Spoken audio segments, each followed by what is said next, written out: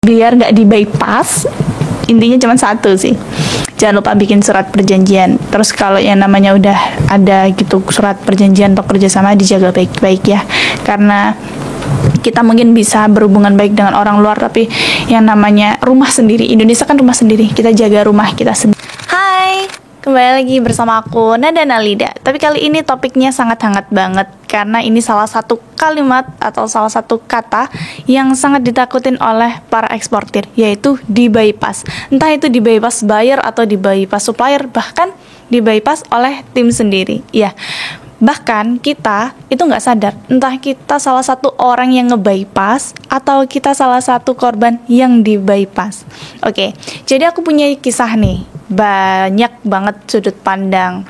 Jadi pernah juga ada adegan yang dimana, ini kisahku sendiri ya, mungkin kalian bisa belajar lewat dari kisahku. Nah, case yang pertama, ini aku di-bypass oleh timku sendiri. Jadi kesalahannya emang real dari aku sendiri, karena emang gak ada kontrak kerja, gak ada kontrak kerja sama. Ya, kalaupun ada buyer yang mau nge-bypass langsung ke supplier, gak ada salahnya, karena emang gak ada kontrak sama sekali antara aku, buyer, dan supplier. Yang case pertama, aku ketika di-bypass oleh timku sendiri, kisahnya seperti ini. Tiba-tiba aku ditelepon sama klienku. Halo, barangku jangan lupa ya, tiba besok sebelum jam 8. Aku terkejut. Bapak pesan barang? Iya, saya pesan barang. Terus, ngobrolnya ke siapa? Ke si A. Anggap aja namanya ini si A, dan supplier langsung itu namanya si B. Saya udah konfirmasi sama si A, kalau misalkan si B akan kirim barang tepat waktu. Oh, selang 5 menit aku telepon si A.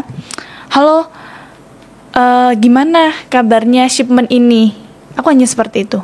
Dia bilang, sejauh ini belum ada perkembangan sih, belum ada follow up lagi. Oh gitu.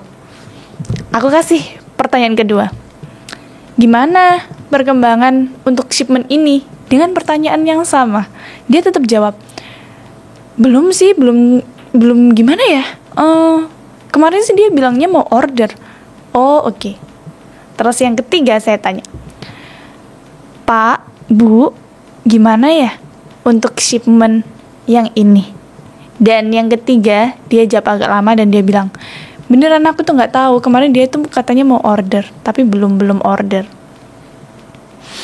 Akhirnya, aku bilang, Pak, Bu, saya minta maaf ya, kalau misalkan saya tuh ada salah. Entah kita pembagian fee-nya nggak fair dengan 60-40, yang dimana yang di lapangan itu 60, aku yang sebagai cari buyer itu 40.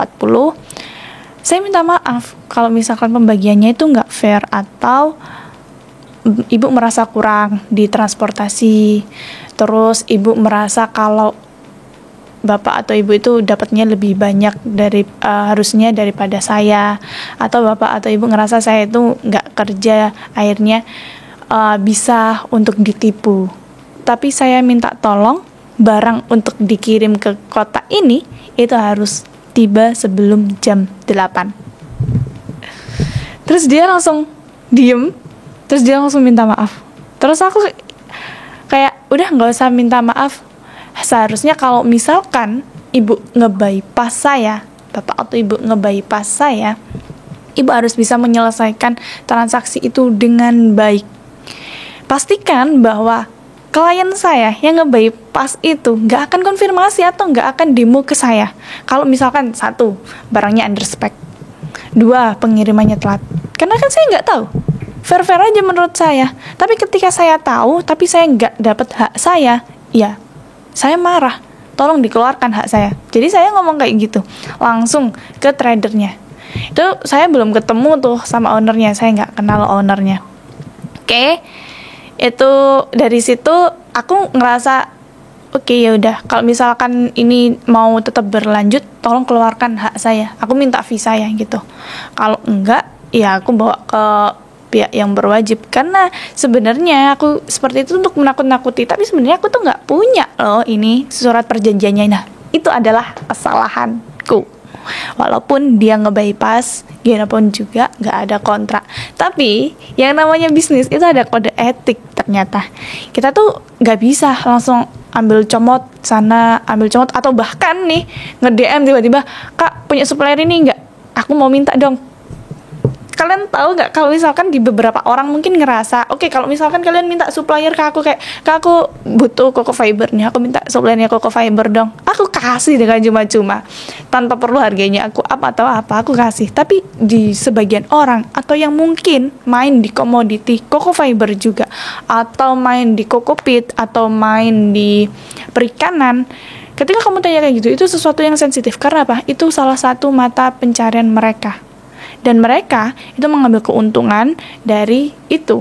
Dan seharusnya itu kalian juga aware atas hal seperti itu ya. Nah, udah nih, itu dari sisi trader. Oke, singkat cerita aku udah gak sama dia. Terus ada lagi kendala. Nih, kalau kalian selalu ngelihat, enak banget ya jadi nada 100 kontainer sesuai target. Ya, kisah pahitnya apa? Jadi aku selalu dikasih cobaan itu lewat tim yang ada di sekelilingku, orang yang ada di sekelilingku, sering banget seperti itu. Oke, case yang kedua ini shipment ke Korea. Aku mau cerita shipment ke Korea. Jadi sebelum bahas tentang shipment Korea, kalian harus nonton videoku sebelum-belumnya ya, karena di situ ada aku jelasin tentang metode pembayaran. Nah, karena ini kisahnya akan menyangkut ke metode pembayaran ekspor. Jadi metode pembayaranku itu kan selalu cash ke supplier ya. Bayar DP, aku langsung bayar ke supplier langsung. Terus pelunasannya itu sebelum kontainer keluar lah aku ngejamin bahwa barang itu udah dibayar 100%. Nah, singkat cerita, fee-ku pertama kali shipment ke Korea itu nggak keluar. Gara-gara barangnya ada trouble. Pokoknya ada under spec gitu ya. Dan perhitungan Koreaku itu 20% di negara tujuan. Ini nggak aku sarankan untuk kalian yang nggak tahu cara perhitungannya yang benar, atau kalian mau coba-coba. Untuk kalian yang tanpa modal, please nggak usah coba-coba untuk payment seperti itu. Nah, kenapa aku berani ambil resikonya? Nih, karena 20% di negara tujuan, dia bayar 80% ya. Itu sebenarnya aku udah untung. Aku, tradernya, suppliernya itu udah untung. Supplier tuh nggak tahu kalau misalkan 20% di negara tujuan, tapi 80% itu udah untung. Masing-masing orang itu udah mengantongi keuntungan sendiri. Dan 20%-nya itu tambahan lah kalau misalkan beneran dibayar. Kalau nggak dibayar pun nggak apa-apa, kita udah untung. Nah, seperti itu. Singkat cerita ada trouble lah di situ, yang dimana akhirnya kita udah aku udah putus asa banget.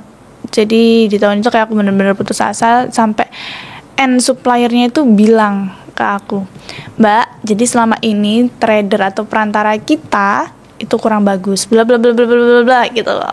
Oke, aku kayak udah biarkan Pak, biarkan Bu, kita fokus sama ke depan aja. Apa yang sekiranya bisa aku bantu. Nah, jadi di situ pun aku sama supplier N1-nya itu, end usernya itu aku nggak ada surat perjanjian. Jadi setiap surat perjanjian itu mungkin surat kontrak ya, itu hanya bayar ke supplier. Jadi kalau surat kerjasama atau apa gitu nggak ada. Karena apa? Karena aku percaya bahwa semua orang itu baik.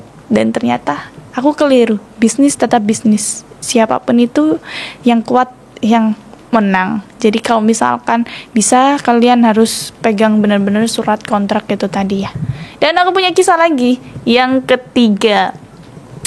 Oke, yang ketiga ini cukup rumit karena bersangkut paut dengan kalimat buyer, nge-bypass buyer. Pokoknya ada trouble besar di tim waktu itu. Kayak akhirnya itu si buyer itu tanya ke aku sekali lagi, "Kamu firm kah dengan tim kamu ketika kamu dengan keadaan seperti ini mereka nggak ngebela kamu?"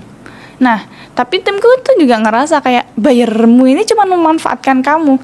Dan aku di lapangan itu tahu mana yang baik, mana yang sebenarnya itu tuh bisa, tapi kenapa aku nggak mau ya disatuin, kenapa ya, kayak gitu.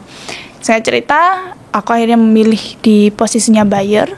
Dan aku tanya dong ke bayarnya, kalau misalkan aku dapat fee dari kamu, aku nggak ngebagi ke dia, aku nge-bypass kamu nggak sih dari dia? Jawaban bayar apa? Nggak dong. Kalau misalkan dia minta fee, dia harus minta ke aku langsung. Kalau misalkan dia mau minta fee, harusnya dia ngomong ke aku langsung. Dia datang ke sini, bayar bilang gitu. Dan aku kayak, oh ya udah, berarti aku ini nggak nge-bypass dia gitu. Jadi akhirnya aku kayak, jalan yang aku tempuh berarti udah bener ya gitu. Jadi untuk kalian, mungkin kalian juga perlu aware dengan sekitar, atau kalian harus ngerasa, aku nge-bypass nggak sih? Gak apa-apa kok tanya seperti itu, untuk bener nggak sih yang aku lakuin gitu. Karena yang namanya bisnis ekspor ini kan rantainya cukup panjang. Ketika nama kita jelek itu beruntut banget gitu. Jadi untuk kalian para eksportir atau bahkan yang punya kisah serupa, kalian bisa klik di kolom komentar ya. Kalian bisa komen apa aja kendala-kendala kalian di bypass, biar nggak di bypass. Intinya cuma satu sih, jangan lupa bikin surat perjanjian. Terus kalau yang namanya udah ada gitu surat perjanjian untuk kerjasama, dijaga baik-baik ya. Karena kita mungkin bisa berhubungan baik dengan orang luar, tapi yang namanya rumah sendiri, Indonesia kan rumah sendiri, kita jaga rumah kita sendiri. Oke, aku Radana Lida, see you. Oke, buat kalian yang punya persoalan tentang ekspor, kalian bisa langsung DM aku di Instagram, yaitu Nadana Lida. Dan buat kalian jangan lupa ikutin, tonton semua, jangan lupa like, subscribe, komen, dan share ke teman-teman kalian kalau sekiranya video yang kalian tonton adalah bermanfaat. Oke, jangan lupa nyalakan lonceng. Aku Nadana Lida, see you.